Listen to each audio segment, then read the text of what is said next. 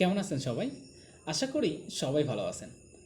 আজকের আলোচনার বিষয় হচ্ছে দ্য নিও ক্লাসিক্যাল পিরিয়ড সম্পর্কে, যার সময়কাল ছিল ১৬৬০ সাল থেকে ১৭৯৮ সাল পর্যন্ত। নিও ক্লাসিক্যাল পিরিয়ডের নিও মিন্স নিউ এবং ক্লাসিক্যাল শব্দটি দ্বারা রোমান এবং গ্রিক ক্লাসিককে বোঝানো হয়েছে। ক্লাসিক্যাল শব্দটি প্রথম ব্যবহার করেন অলাস গ্যালিয়াস নামক এক ভদ্রলোক। এ যুগে সাহিত্যের ব্যাপারটি ছিল art for humanity sake. Neo classical পিরিয়ডটিকে তিনটি ভাগে বিভক্ত করা যায়।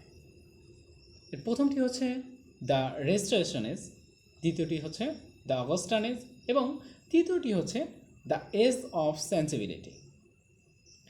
আজকের আলোচনার বিষয় হচ্ছে দ্য রেস্টোরেশন পিরিয়ড সম্পর্কে, অর্থাৎ আজকে আমরা নিও ক্লাসিক্যাল পিরিয়ডের রেস্টোরেশন এজ নিয়ে আলোচনা করব।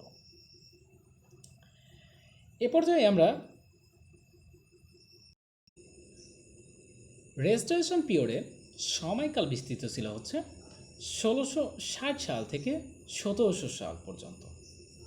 এ পর্যায়ে আমরা রেস্টোরেশন পিরিয়ডের কয়েকজন উল্লেখযোগ্য সাহিত্যিক এবং তাদের সাহিত্যকর্ম সম্পর্কে জানব। প্রথমে আসি স্যামুয়েল বাটলার সম্পর্কে।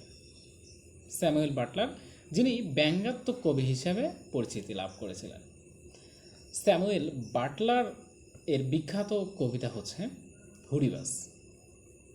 এই হুডিবাস কবিতাটি তিনি ব্যঙ্গাত্মক রীতিতে রচনা করেন। এরপরে আসি জন বুনিয়ান সম্পর্কে।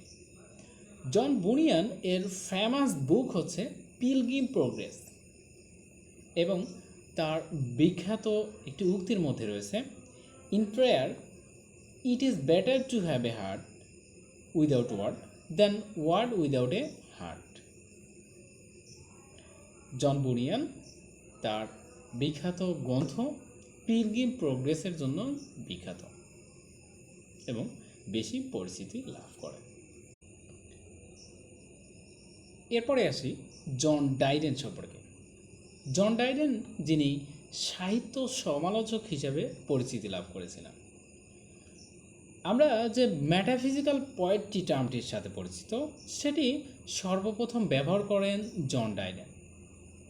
কিন্তু আমাদের মনে রাখতে হবে, ফাদার অফ মেটাফিজিক্যাল পোয়েট্রি বা মেটাফিজিক্যাল পোয়েট্রির জনক হচ্ছে জন ডন, কিন্তু মেটাফিজিক্যাল পোয়েট্রি এই শব্দটি, এই টার্মটি প্রথম ব্যবহার করেন হচ্ছে জন ডাইডেন। তার মানে জন ডাইডেন প্রথম এই শব্দটি ব্যবহার করেন, কিন্তু এর ফাদার বা জনক বলা হয় হচ্ছে জন ডনকে।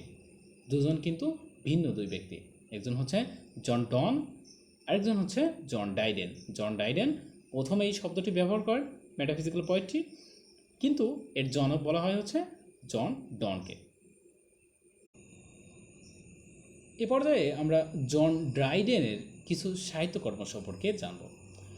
জন ডাইডেনের সাহিত্যকর্মের মধ্যে রয়েছে অল ফর লাভ, যেটি ব্ল্যাঙ্ক ভার্স বা অমিত্রাক্ষর ছন্দে রচিত।